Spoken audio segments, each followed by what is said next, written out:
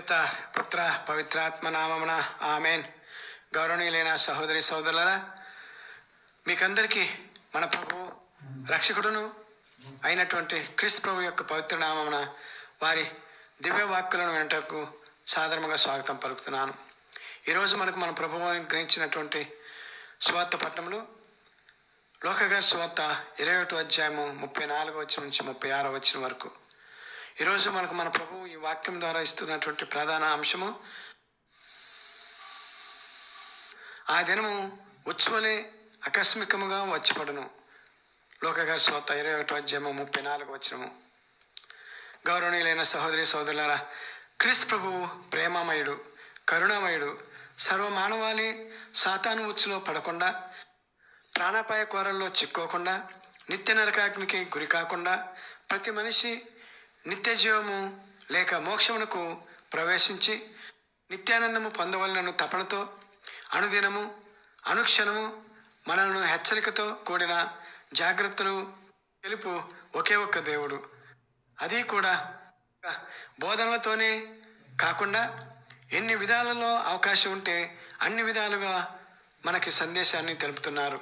ఉదాహరణ, తానే స్వయంగా రావటం ద్వారా మరియు బోధనల ద్వారా, అద్భుతాల ద్వారా, ప్రమాదాల నుండి కాపాడటం ద్వారా, ఆరోగ్యాలు ఇవ్వటం ద్వారా, ఇలా ఒకటేంటి గౌరవ సహోదరి సోదరులారా, అంతేకాకుండా చివరిగా అన్నిటికన్నా ముఖ్యంగా తన పవిత్ర సజీవ శరీర రక్తాల రూపకారకాలైన దివ్య ప్రసాదము మరియు ద్రాక్ష రసముల ద్వారా ఇస్తున్నారు. ఇన్ని మార్గాలను చూపిస్తూ వారు ఈ రోజుటి సందేశం ద్వారా మూడు విషయాలను దృష్టిలో పెట్టుకుని వాటి నుండి దూరంగా ఉండమంటున్నారు. ఏమిటా విషయాలు అంటే, లోకగారి సువార్త 21వ అధ్యాయము 34వ వచనం చెప్పినట్లుగా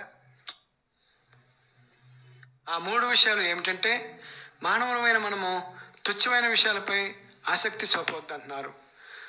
రెండవది, త్రాగుడు లేక మత్తు పదార్థాలను సేవించవద్దంటున్నారు.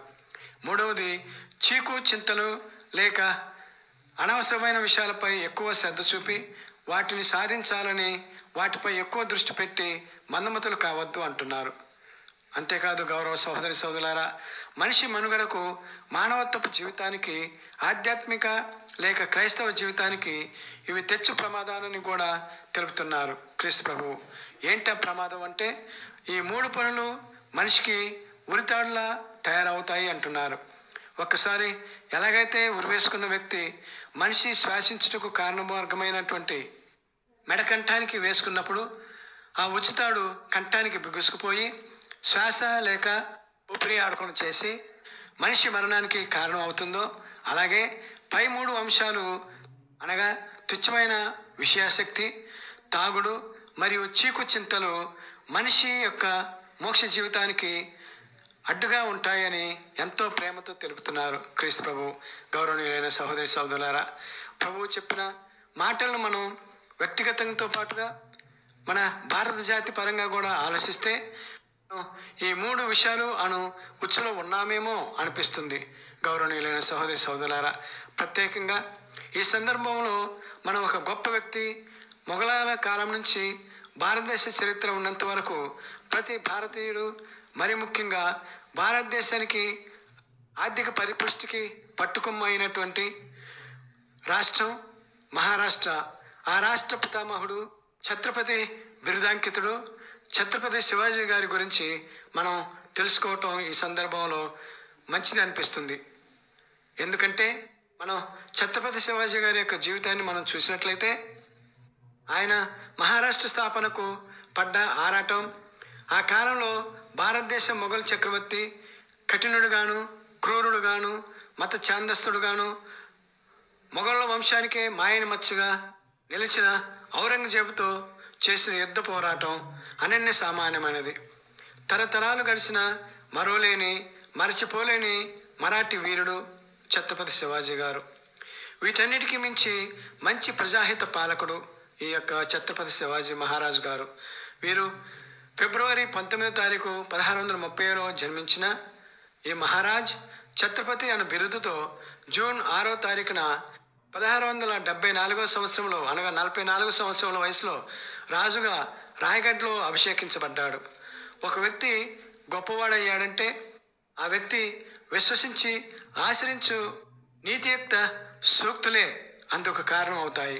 ఆ వ్యక్తిలో ఉన్న ఆధ్యాత్మిక స్వాతంత్ర పూరిత సిద్ధాంతాలే అందుకు కారణం అవుతాయి. ఆ విషయాలే ఛత్రపతి శివాజీ మహారాజును స్వాతంత్ర మరాఠా కింగ్డమ్ను ఏర్పాటు చేయుటకు సామాన్యుల నుండి అసామాన్యుడిగా అవుటకు కారణమయ్యాయి. శివాజీ గారు తన జీవితంలో అంత గొప్ప రాజు అవుటకు ఆయన ఆచరించిన 3 ఆణిముత్యాలంటి సూక్తులే అందుకు కారణం. అవేంటంటే, మొదటిది, ఎప్పుడు నీ తల వంచవద్దు, ఎప్పుడు తల ఎత్తే ఉండు అని అంటూ ఉండేవారు. రెండవది, స్వాతంత్రం ఒక వరం, దాన్ని పొందుటకు అందరూ అర్హులే.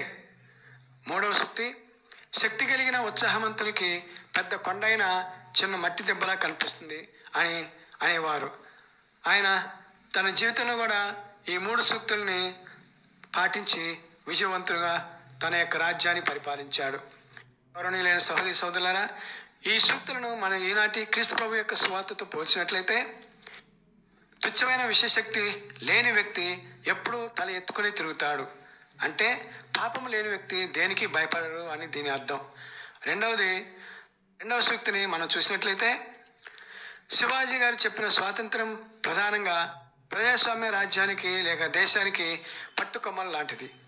అయితే మనం ఈనాటి రాజకీయ ప్రజాస్వామ్యానికి మనం పోల్చుకున్నట్లయితే, ఈ యొక్క ప్రజాస్వామ్యం శివాజీ గారు చెప్పినటువంటి ఆ ప్రజాస్వామ్యానికి ఈనాటి ప్రజాస్వామ్యానికి మనం పోల్చుకున్నట్లయితే, లేక స్వాతంత్రం వచ్చిన నాటి స్వాతంత్రానికి ఈనాటి ప్రజాస్వామ్యానికి పోల్చుకున్నట్లయితే, ఈనాటి ప్రజాస్వామ్యం పేరున ప్రజలు ఎన్నుకొనని ప్రభుత్వాలు వస్తున్నాయా అనిపిస్తుంది. అదేవిధంగా మత స్వాతంత్రానికి వచ్చినట్లయితే మత స్వాతంత్ర వ్యతిరేక బీజాలు వేళ్ళు ఊనుకుపోతున్నాయా అనిపిస్తుంది. అది చట్టసభల ద్వారా చాప కింద నీరులా వ్యాపిస్తుందా అనిపిస్తుంది. గౌరవ సహోదరి సోదరులారా, కాబట్టి భారతదేశ పౌరులమైన మనమంతా ఈ రోజు సువార్తలో క్రీస్తు ప్రభువు నుడినట్లుగా అకస్మాత్తుగా ఉచ్చులా వచ్చిపడు నరకయోగ్యమైన శిక్షను తప్పించుకుంటకు భారతీయులమైన మనమంతా ఛత్రపతి శివాజీ గారు చెప్పిన 3 సూక్తులైన తల ఎత్తుకుని తిరుగుటకు, పాపరహిత జీవితమును, మత స్వాతంత్రం ద్వారా అందరి మతాలను గౌరవిస్తూ ఆధ్యాత్మిక శక్తిని, ఉత్సాహాన్నిచ్చు ప్రార్థన ద్వారా పెద్ద కొండల్లా అగుపించు సమస్యలను చిన్న మట్టి దెబ్బలా భావిస్తూ జీవిస్తూ భారతదేశ మత సామరస్యాన్ని కాపాడుకుంటూ అందరం కలిసి మోక్షానికి అర్హులమయ్యే భాగ్యాన్ని దయచేయమని ప్రభుని రోజు ప్రార్థిద్దాం. ఛత్రపతి శివాజీ గారు ఆశించిన స్వాతంత్ర భారతదేశం విలసిల్లాలని ఆశిస్తూ దేవుని వేడుకుందాం. అందరం అప్రమత్తంగా ఉండటకు ప్రయత్నిద్దాం. భారతదేశాన్ని ఆధ్యాత్మిక పరంగా కాపాడుకుందాం. ప్రార్థన. సర్వశక్తివంతుడా, సర్వేశ్వరా, ఓ క్రీస్తు ప్రభు, మాకు ఈరోజు మా మరణానంతరం అమరత్వ జీవితానికి మార్గాలు చూపుతూ ఆ మార్గాలలో నడవకపోతే ఏం జరుగుతుందో మాకు సవివరంగా తెలియజేసినందుకు ధన్యవాదాలు తండ్రి, ధన్యవాదములు. ఈనాటి సువార్త ప్రకారం భారతదేశ ప్రజలందరూ మీరు చూపిన మార్గంలో నడుస్తూ మీ చిత్తానుసారంగా జీవిస్తూ తండ్రి దేవుని మహిమపరుచుకుంటూ భారతదేశ ప్రజలంతా అందరి హక్కుగా ఛత్రపతి శివాజీ గారు చెప్పినట్లుగా మీరిచ్చిన వరమైన స్వాతంత్రాన్ని అందరూ అనుభవించినట్లుగా మమ్మల్ని దీవించమని, తద్వారా అందరూ మీ సన్నిధికి చేరు భాగ్యమును ఇవ్వమని మేము బ్రతిమాలి వేడుకుంటున్నాం తండ్రి. ప్రభువా, ప్రత్యేకంగా ఈరోజు మన 3P పిత పుత్ర పవిత్రాత్మ 2231 ఛానల్ ద్వారా మీ పవిత్ర సందేశాన్ని వింటున్న వారందరినీ దీవించమని, ఇంకా ఎక్కువ మంది వినేటట్లుగా వారందరిని ప్రేరేపించమని మేము బ్రతిమాలి వేడుకుంటున్నాం తండ్రి. Amen, amen, amen.